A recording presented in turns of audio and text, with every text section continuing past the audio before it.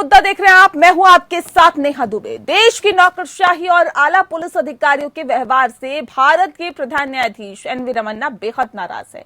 Supreme court में एक मामले की सुनवाई के दौरान उनकी ये नाराजगी सामने आई है। सीजेआई रमन्ना ने कहा कि उन्हें नौकरशाहों और खासकर पुलिस अधिकारियों के व्यवहार से बेहद आपत्ति है। दरअसल उन्होंने ये संकेत भी दिया कि वे नौकरशाहों और पुलिस अधिकारियों की शिकायत के संबंध में एक कमेटी बनाना चाहते हैं, लेकिन वे अभी ये काम नहीं कर रहे हैं। दरअसल सीजेआई ने कहा है कि वे हाईकोर्ट के मुख्य न्यायाधीश की अध्यक्षता में नौकरशाहों, विशेष रूप से पुलिस अधिकारियों के खिलाफ अत्याचारों और शिकायतों की जांच के लिए एक स्थायी समिति बनाने के बारे में विचार कर रहे हैं, लेकिन वे अपने इस विचार को अभी फिलहाल रिजर्व रखना चाहते हैं।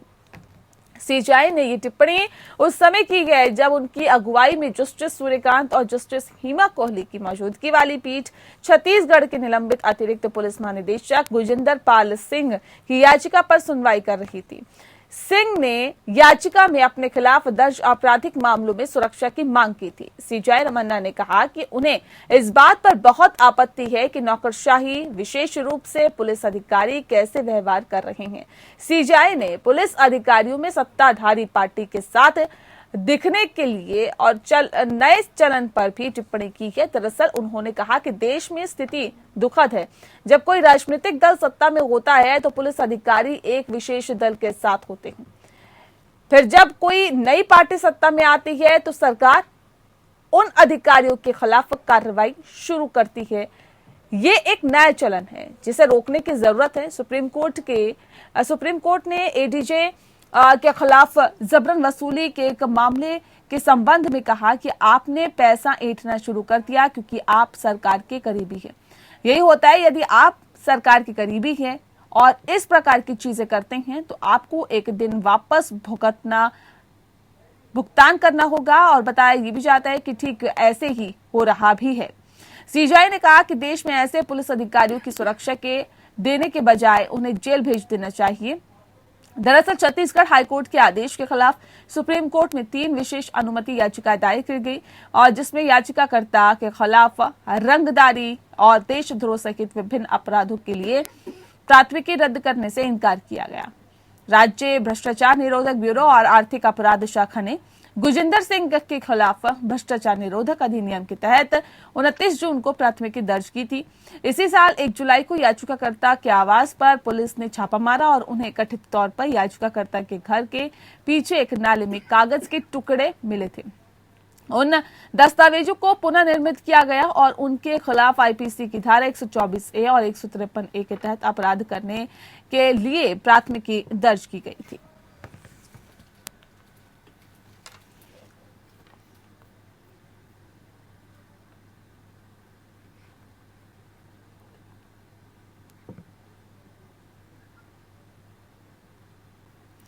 तो आपको बता दें कि पैनल बनाने पर विचार फिलहाल अभी नहीं, ऐसा कहा है सीजेआई ने। तो ऐसे में आपको बता दें कि जिस तरह के हालात और जिस तरह की स्थितियां बनी हुई है उस पर सीजेआई ने कहीं ना कहीं ये कहा है, एक चिंता व्यक्त की है। देश में नौकरशाही और आला पुलिस अधिकारियों के व्यवहार से भारत के प्रधान न्यायाधीश एनवी रमन्ना बेहद नाराज दिखाई दिए। इस विषय पे आज हम तफसील से चर्चा करेंगे। हमारे साथ खास मेहमान मौजूद है, उनसे आपका परिचय करा देते हैं। AK जैन जी हमारे साथ हैं, एक्स डीजीपी है, सर बहुत स्वागत है आपका। मधुकर गुप्ता जी इस वक्त हमारे साथ है, जो कि एक्स IAS है, आपका भी बहुत स्वागत है। एक सवाल मेरा पहले जैन साहब आपसे है कि जिस तरह से एनवी रमन्ना जो कि प्रधान न्यायाधीश है, उन्होंने नाराजगी जाहिर की है और नाराजगी इस वजह से जाहिर की गई है कि नौकरशाही और आला पुलिस अधिकारियों के व्यवहार से ये नाराजगी जाहिर की गई है। पुलिस अधिकारियों की बदसलूकी लोगों के साथ और पुलिस के साथ साथ प्रशासनिक अधिकारियों की भी बदसलूकी लोगों के साथ आमतौर पर देखी जाती है। कई वीडियो वायरल होते हैं जिसमें देखी जाती है, उनके खिलाफ मामला दर्ज होता है। ऐसे में सीजेआई की ये टिप्पणी किस तरह से जैन साहब इसे आप देखते हैं? देखिए, बड़ी गंभीर बात है। चीफ जस्टिस ऑफ इंडिया को अगर इस प्रकार की टिप्पणी देनी पड़े तो इसके ऊपर इंट्रोस्पेक्शन करना चाहिए, विचार करना चाहिए। पुलिस ऑफिसर्स को, एडमिनिस्ट्रेटिव ऑफिसर्स को इस प्रकार की नौबत क्यों आई? देखिए, सर्विस में सिलेक्शन इसलिए होता है कि आप पब्लिक सर्विस करें। आप पब्लिक सर्वेंट की तरह कार्य करें, आप उनके आका बन के ना बैठ जाएं। जो ये दुर्व्यवहार किया जाता है पब्लिक के साथ में, जो भले लोग आप क्रिमिनल्स के साथ में सख्ती कीजिए, पब्लिक इसको वेलकम करती है, पर ये नहीं है कि आप जो भले लोग हैं आप उनके साथ भी उसी प्रकार से डंडा चलाने लगे। मैं तो एक बात कहना चाहूंगा कि आपको हमें जो सर्विस में सिखाया जाता है ट्रेनिंग के दौरान, तो यही सिखाया जाता है कि जो गरीब लोग हैं, गरीब गुरबा हैं, सबसे पहले उनकी बात को सुनिए, महिलाओं की बात सुनिए, बच्चियों की बात सुनिए, उनकी समस्याओं का निराकरण करिए, आउट ऑफ द वे जाके उनकी मदद करिए। आप ये सब ना करके अगर आप रिश्वतखोरी में लिप्त हैं, अगर आप मैं देखता हूं बहुत से लोग जो हैं वो शराब के नशे में रहते हैं, तो ये सब बातें कोई अच्छी नहीं है कि आप इसी सब से बदनामी होती है। मैं तो सुप्रीम कोर्ट से अपील करना चाहूंगा, सीजीआई से अपील करना चाहूंगा कि सुप्रीम कोर्ट के ही 5 जजेस का एक जजमेंट है पुलिस की इंडिपेंडेंस को लेकर, जो प्रकाश सिंह केस में जजमेंट पारित किया गया था, आज तक उस पर स्टेट्स ने इम्प्लीमेंट नहीं किया। क्यों नहीं इम्प्लीमेंट किया जा रहा? ये भी तो एक तरह का कंटेम्प्ट है सुप्रीम कोर्ट के ऑर्डर्स का। उसमें उसको जारी किया जाना चाहिए। उससे एक मैकेनिज्म बनेगा, अकाउंटेबिलिटी बढ़ेगी। उसमें ये होगा कि अगर आप कोई गलत कार्य कर रहे हैं तो आपके खिलाफ एक्शन होगा, और आप सिर्फ अपने राजनीतिक आकाओं की ही बात को सुनते रहें और दूसरे के खिलाफ स्कोर सेटल करते रहें। ये जो एक टेंडेंसी धीरे धीरे डेवलप हो रही है, इसके ऊपर रोक लगेगी। बिल्कुल ठीक है। गुप्ता जी भी हमारे साथ जुड़े हुए हैं। गुप्ता जी, सवाल इस बात को लेकर है, जिस तरह से सीजीआई रमन्ना ने कहा है कि उन्हें नौकरशाह और खासकर पुलिस अधिकारियों के व्यवहार से बेहद आपत्ति है। क्या नहीं लगता कि इसको समझते हुए कहीं ना कहीं नौकरशाहों के जो बिहेवियर है, जो उनका व्यवहार है, उसमें बदलाव आना चाहिए? और किस तरह के बदलाव की फिलहाल आपको लगता है कि जरूरत है समाज में? मैं बहुत बहुत साधुवाद देना सीजीआई को कि उन्होंने बहुत अरसे से जो मुद्दे सिविल सर्विस से कनेक्टेड थे उन पे अपना ध्यान दिया है। अमेरिका में जजमेंट लॉ बहुत है।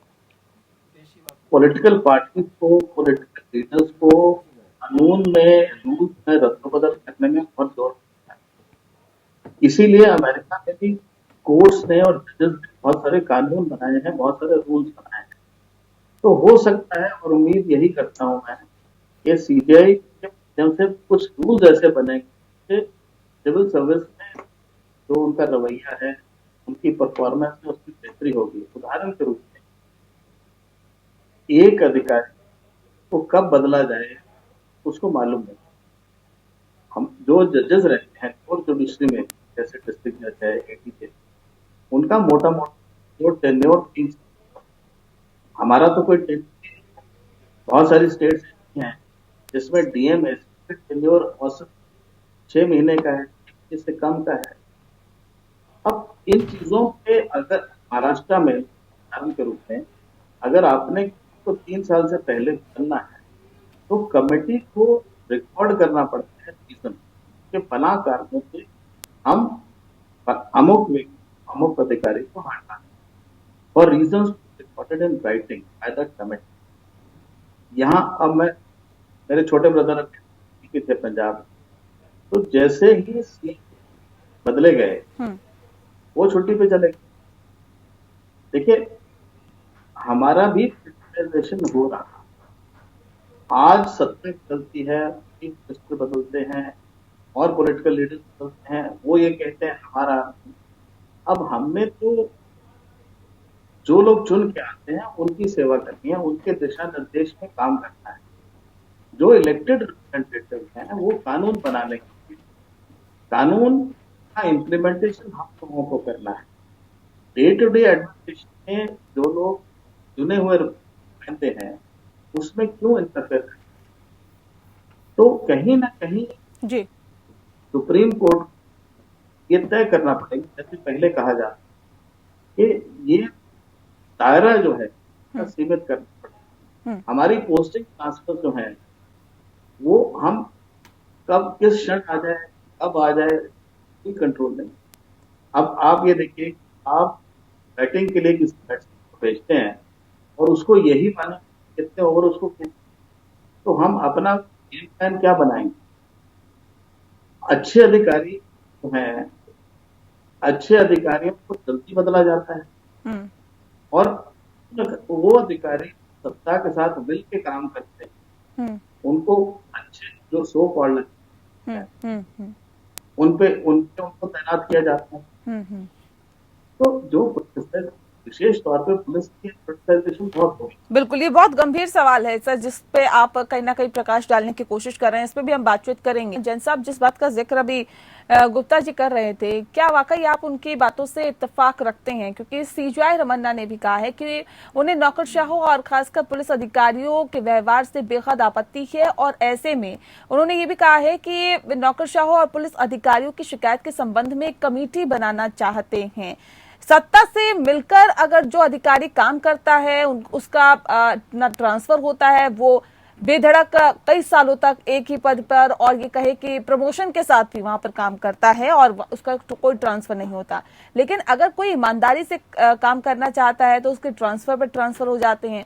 ट्रांसफर भी ऐसी जगह करवा दिया जाता है जहां पर वो ठीक से ना रह पाता है, ना काम कर पाता है, ना फिर अपने परिवार को रख पाता है। ऐसे बहुत सारी दिक्कतें उनको आती है। लिहाजा इसके संबंध में भी क्या आपको लगता है कि जिस बात का जिक्र सीजीआई ने कहा है कि शिकायतों के संबंध में भी एक कमेटी बनाने की जरूरत है, क्या लगता है कि इस तरह की एक कमेटी बननी चाहिए जिससे कि उन लोगों की भी समस्याओं को सुना जा सके कि आखिर उनको किस तरह की दिक्कतें हो रही है? देखिए, गुप्ता जी की कोई आवाज मेरे तक नहीं आई, मुझे बिल्कुल क्लैरिटी नहीं थी उनकी आवाज, इसलिए मैं समझ नहीं पाया उन्होंने क्या कहा। पर जो आप कह रही हैं उसके लिए मैं इतना जरूर कहना चाहूंगा कि जो प्रकाश सिंह साहब की जो पिटीशन पे जो जजमेंट दिया गया था 5 जजेस का, जिसमें सीजीआई स्वयं थे, उसमें हर तरह का मैकेनिज्म है। उसमें टेन्योर की स्टेबिलिटी भी है, उसमें कोई आपकी कंप्लेंट्स हो उसकी जांच के लिए भी एक व्यवस्था की गई है। उसमें बहुत से अच्छे अधिकारी किस प्रकार से तैनात हों और उनको स्टेबिलिटी रहे, उनको प्रोटेक्शन मिले, ये भी उसमें है। मैं तो सिर्फ एक प्रश्न उठाना चाहूंगा कि आज अगर इंडिया में जुडिशरी भी अगर एडमिनिस्ट्रेशन के अंडर में या पॉलिटिशियंस के अंडर में होती तो क्या इस प्रकार की स्थिति होती?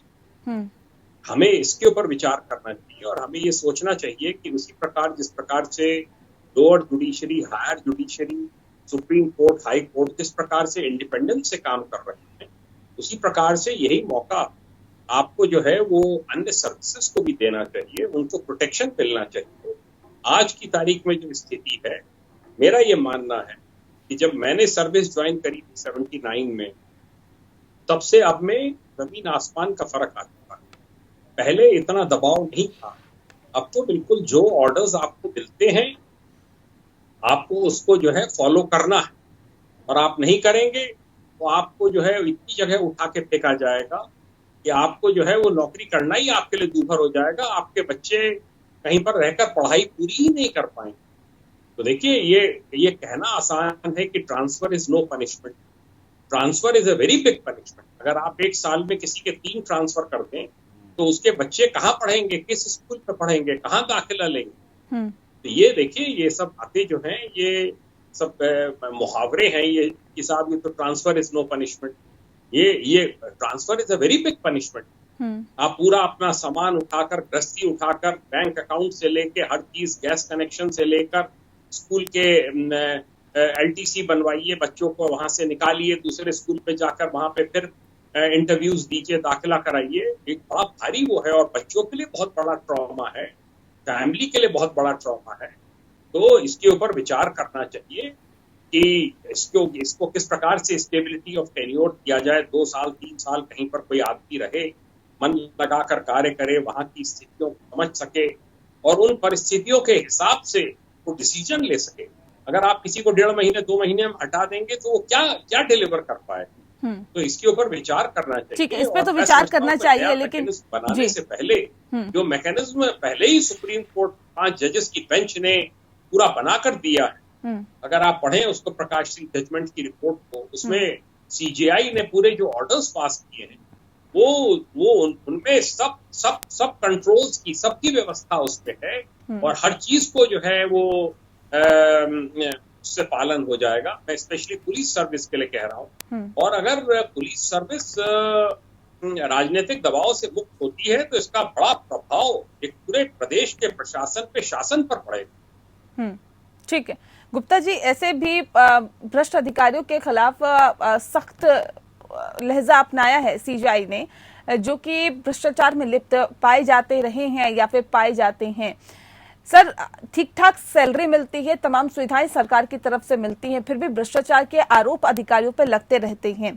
क्या वजह इसके पीछे आप मानते हैं, और ऐसे में इस भ्रष्टाचार पर लगाम लगाने के लिए क्या आपको लगता है और क्या कदम उठाए जा सकते हैं?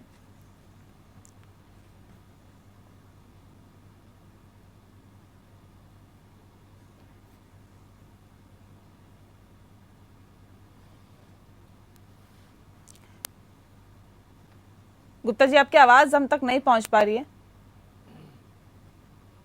ये सारी चीज हाँ। ये सारी चीज जो है ये पॉलिटिकल डोनेशन से चालू होती है। जब चुनाव आते हैं तो इतनी धनराशि का खर्च कहां से किया जाता है? तो जाहिर है कि जिसको हम करप्शन कहते हैं, लीकेज कहते हैं, जो भी है वो हमारे सिस्टम का हिस्सा बन चुका है। और जब हिस्सा बन चुका है तो क्या हम अधिकारियों को उससे अलग कर पाएंगे चाह के भी? आप समझ रहे हैं जो मैं कह रहा हूँ? एक इंडिविजुअल जो है, व्यक्ति इंपॉर्टेंट नहीं है, सिस्टम ज्यादा इंपॉर्टेंट है। अमेरिका में प्रेसिडेंट, गवर्नर ये सब बदलते रहते हैं, परंतु आम शहरी को बहुत फर्क नहीं पड़ता है क्योंकि सिस्टम स्ट्रांग है। तो मैं निवेदन करना चाहूंगा एक बार पुनः सीजीआई से कि आप सिस्टम में सुधार कीजिए ताकि रेगुलेट हो जाए। उदाहरण के रूप जो जजेस हो उनकी बदली, जैसे मैंने कहा, 3 साल तक नहीं होती है। अच्छा, प्रमोशन जो है, अभी एम्पैनलमेंट का सिस्टम हो गया है, अब इट इज सो ओपेक, मालूम नहीं किस प्रमोशन होगी, क्यों नहीं होगी। तो इसको पारदर्शी करें। जब हमारे साथ न्याय नहीं होगा तो हम दूसरों के साथ, आम आवाम के साथ क्या न्याय करेंगे? तो पहली बात तो यह है कि जो, जैसे कि सरदार पटेल ने कहा था कि सबसे जो फ्रेमवर्क है जिसके जरिए सारे देश का प्रशासन पुख्ता रूप से चलाया जाता है, उस फ्रेमवर्क को कमजोर ना होने दी और हमें जहां तक संभव हो इंटरफेरेंस, किसी तरह की इंटरफेरेंस की है उससे इंसुलेट कीजिए। अच्छा, ब्यूरोक्रेट्स के लिए, अधिकारियों के लिए ये कहना बड़ा फैशनेबल हो गया है कि पॉलिटिकल इंटरफेरेंस। हमारे जो सीनियर नहीं, कई बार हमने देखा है गुप्ता साहब कि जैसे अभी हाल फिलहाल की ही हम बात करें, अभी एक मर्डर केस सामने आया है जो गोरखपुर में एक शख्स का मर्डर कर दिया गया, वो भी पुलिस वालों ने किया है। ऐसे में उसके बाद जो वीडियो सामने आया उसमें डीएम उसके परिवार को, उसकी पत्नी को ये समझाते हैं कि आप न्यायालय मत जाइए, आप कोर्ट मत जाइए, नहीं तो आपको लंबा केस लड़ना पड़ेगा, इस मामले को यही रफा दफा कर दीजिए। अगर डीएम इस तरह की बात आपको बोल रहे हैं, जो न्याय दिलाने वाले हैं, जिनको सपोर्ट करना चाहिए पीड़ित पक्ष का, वो जो आरोपी पुलिस वाले हैं उनका समर्थन में खड़े हैं, तो ऐसे केस में भी क्या पॉलिटिकल दबाव रहता है क्या सर? देखिए, बहुत सारे दबाव रहते हैं और हम लोग आदी हो जाते हैं दबाव को झेलने। अब अगेन मैं अमेरिका का उदाहरण दूंगा, क्लिंटन के साथ क्या हुआ। उन्होंने जब माफी मांगी अपने देश और देशवासियों से, उनको माफ कर दिया और उन्होंने कहा कि हमारा प्रेसिडेंट भी इंसान है, वो भी गलती कर सकता है। हमें जिम्मेवारी से अपना कंडक्ट, हमारा जो कंडक्ट है वो संशय से परे होना चाहिए। इस तरह की बातें होंगी। मैं इस केस के बारे में मुझे ज्यादा जानकारी नहीं है, तो इसके बारे में मैं टिप्पणी नहीं कर सकता हूँ, परंतु ये सब ये सब चीजें चलेंगी।